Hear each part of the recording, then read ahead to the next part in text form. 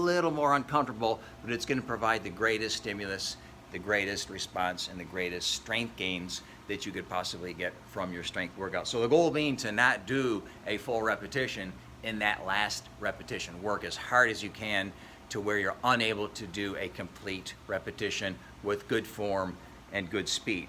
So that's step number 2, is to train to muscle failure. Now, number 3 is one that pretty much nobody talks about, which is your central nervous system. So what I'm going to say here is that you want your central nervous system to have enough time so that it recovers from the workout. Now, this is a new concept for most people. We always think about our muscles. We think about the fatigue and some of the micro trauma to the skeletal tissue that happens when we strength train. We're not thinking about our nervous system. Now, the central nervous system is your brain and your spinal cord, and they are 110% responsible for communicating to your muscles. If you didn't have your nervous system, your muscles would just be a useless pile of protein doing nothing. So the ability to contract and generate force comes from the nervous system.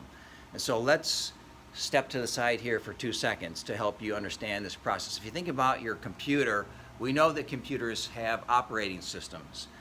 And then the software we purchase operate on that operating system and then do what they're supposed to do. So a good example is a PC. If you have a PC, you're probably operating on Microsoft Windows. That's the operating system that allows all these